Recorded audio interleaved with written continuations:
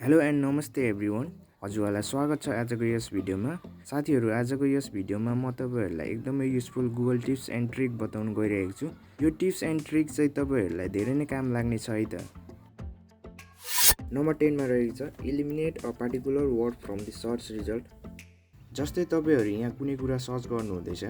इक्जाम्पलको लागि यहाँ म बेस्ट फोन इन नेपाल भनेर सर्च गर्छु है त। सर्च गरेर आइसकेपछि यहाँ स्यामसङ फोन त इन्क्लुड भएकै हुन्छ। यहाँ तपाईँहरूले देख्न सक्नुहुनेछ, तर तपाईँहरूलाई स्यामसङ ब्रान्ड मनै पर्दैन, स्यामसङ बाहेक अरू ब्रान्डहरू खोज्नु हुँदैछ भने यस्तो केसमा चाहिँ तपाईँले कुन वर्डको इलिमिनेट गर्नु हुँदैछ त्यो वर्डको अगाडि माइनस राख्नुपर्ने हुन्छ है त। अब यति गरिसक्नु भइसकेपछि स्यामसङ बाहेक अरू फोनहरू हेर्नु सक्नुहुनेछ है त।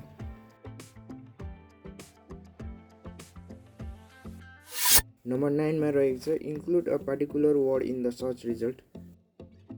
इक्जाम्पलको लागि हजुरलाई स्यामसङ ब्रान्ड एकदमै मनपर्छ। अब यहाँ चाहिँ स्यामसङ कम्पनी इन्क्लुड हुनैपर्छ है भनेर सोच्नुहुन्छ भने त्यस्तो केसमा यहाँ सिङ्गल कोटभित्र ब्रान्डको नेम हाल्नुपर्ने हुन्छ है त। यसरी चाहिँ हामीले कुनै पनि ब्रान्डलाई इन्क्लुड गर्न सकिन्छ है त। नम्बर 8 मा रहेको छ filter the result according to the time. यदि तपाईँहरू टाइम अनुसार अपडेटेड पोस्ट हेर्न चाहनुहुन्छ भने त्यस्तो केसमा यो ट्रिक युज गर्न सक्नुहुनेछ है त। जस्तै इक्जाम्पलको लागि लेटेस्ट न्युज हेर्नु मन लाग्यो भने त्यसको लागि टुलमा जानुपर्ने हुन्छ। टुलमा गइसकेपछि यहाँ एनी टाइम भनेर देख्न सक्नुहुनेछ।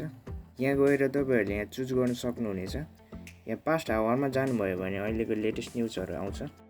यसरी चाहिँ तपाईँहरूले भर्खरै हालेको पोस्टहरू हेर्न सक्नुहुनेछ है त। नम्बर 7 मा रहेको छ search specific size and colour of image. जस्तै तपाईँहरूलाई कुनै वालपेपर चाहिरहेको छ, यहाँ टुलमा गएर हजुरले चाहिएको साइज, कलर, टाइप, टाइम सबै कुरा मेन्टेन गर्न सक्नुहुन्छ है त। यो पनि एउटा गुगलले दिएको राम्रो फिचर रहेको छ, तपाईँहरू पनि ट्राई गर्न सक्नुहुनेछ है त।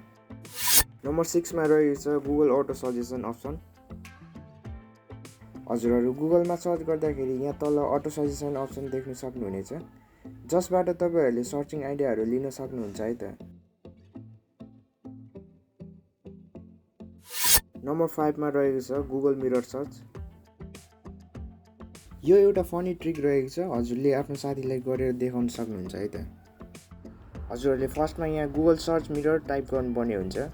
सर्च गरेर आइसकेपछि यहाँ गुगल सर्च मिरर देख्न सक्नुहुनेछ, यहाँ क्लिक गर्नु होला। अब तपाईँहरूले यहाँ जे कुरा पनि सर्च गर्नुहुन्छ सबै कुरा उल्टो मात्र देखाउँछ है त।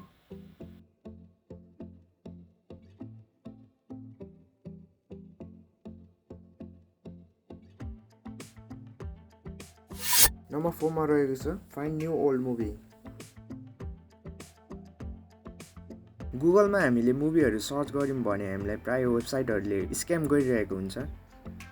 तर हजुरहरूले मुभीको नेम टाइप गरेर गुगल ड्राइभ सर्च गर्नुभयो भने यहाँबाट डाइरेक्टली हेर्न सक्नुहुनेछ इफ कसैले अपलोड गरेर राखेको छ भने।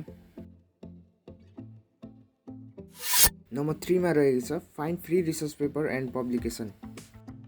यदि तपाईँहरू कलेज स्टुडेन्ट अथवा स्कुल स्टुडेन्ट हुनुहुन्छ भने रिसर्च पेपरको एकदमै धेरै जरुरत पर्छ। यदि तपाईँहरूलाई रिसर्च पेपरहरू चाहिएमा गुगलमा www.scholar.com टाइप गरेर सर्च गर्न सक्नुहुनेछ। गुगल स्कलर एउटा गुगलकै फिल्टर भर्जन हो। यहाँ हजुरहरूले जे सर्च गर्नुभयो भने रिसर्च पेपरमा मात्र भेट्न सक्नुहुन्छ है त। नम्बर 2 मा रहेको छ फाइन्ड रिलेटेड सिमिलर साइट। इक्जाम्पलको लागि तपाईँलाई canva.com रिलेटेड अर्को साइट चाहिरहेको छ, त्यस्तो केसमा यहाँ रिलेटेड कोलन त्यस पछाडि canva.com टाइप गर्नु होला।